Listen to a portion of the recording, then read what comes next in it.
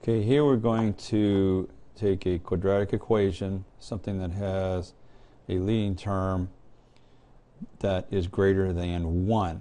And we're going to complete the square of this quadratic equation and put it from general form, which we have now, to standard form. First thing, again, we're going to do is we're going to put parentheses around the first two terms. We're going to move this plus 19 over, give ourselves some space. And now what we want to do is we don't want this 2 inside parentheses. We don't want anything other than just x squared. So we're going to factor out this leading term 2 out of the first two terms inside the parentheses.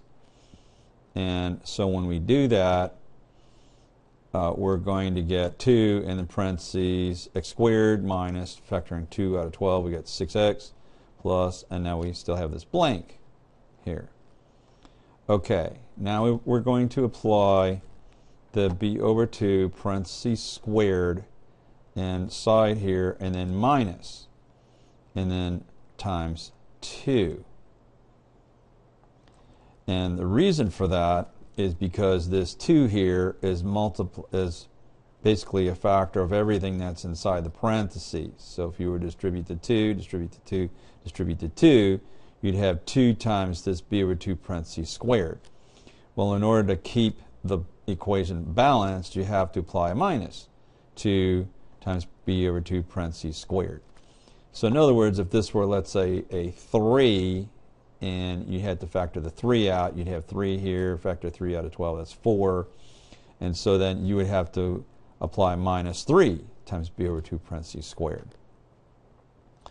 Okay, now at this point, the b term, that's the coefficient of x, so that's going to go inside the b over 2 parentheses squared. So this will be 2 times x squared minus 6x plus 6 over 2 parentheses squared minus 9 plus 19 minus 2 times 6 over 2 parentheses squared there.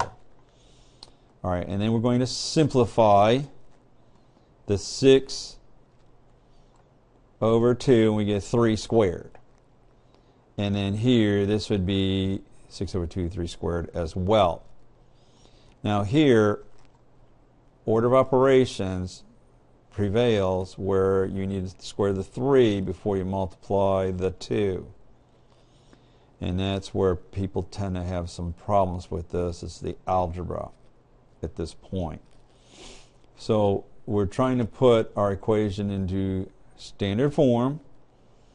So we want, basically what we're doing is we're factoring here. But sometimes, and so this would be x minus 3 times x minus 3. And we would get x minus 3 parentheses squared.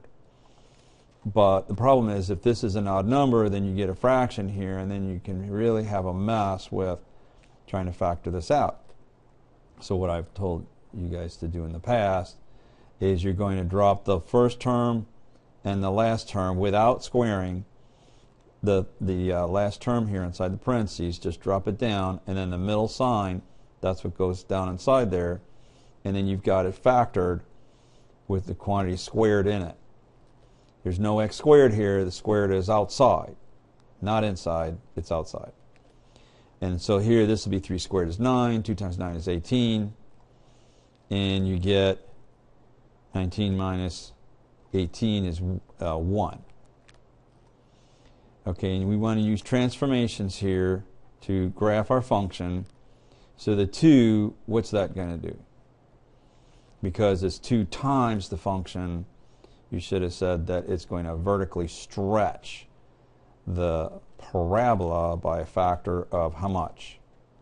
And you should have said by 2 times 2. All right.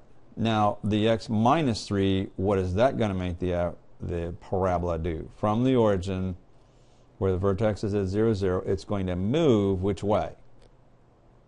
You should have said it's going to move to the right, because it's x minus 3. It shifts the graph to the right 3 units. And then this plus 1, what's that going to make it do?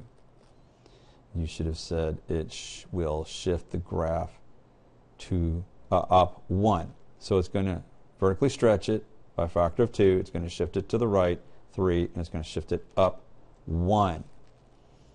So you're going to go 1, 2, 3, up 1, and now that's where your parabola is at, where your vertex went from the origin to 3, 1.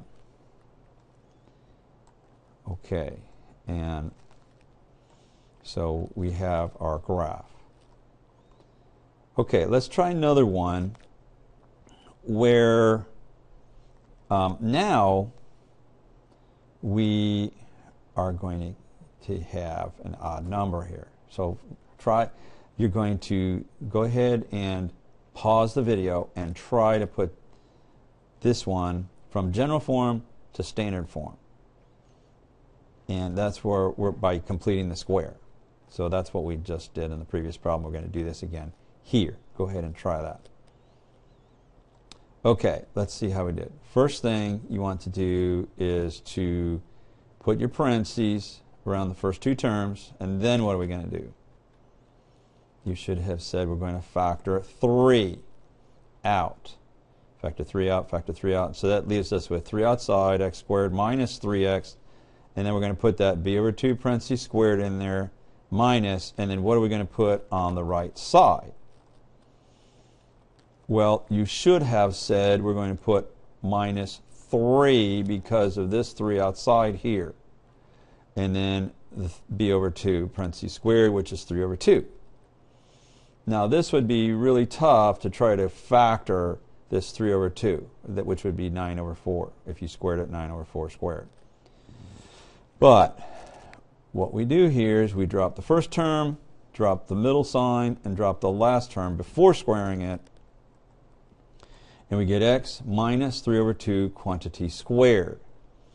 Now here we have to square the 3, square the 2, so that'll be 9 over 4. We've got to multiply that times 3, so that'll be 27. And so we need a common denominator, 4, so we've got to multiply 4 over 4 here to get our common denominator between these 2 terms. And that'll give us 2 times 4 is 8 over 4, minus 27 over 4, and that gives us 19, minus 19 over 4. Okay, and so from here, what would this 3 make the graph do?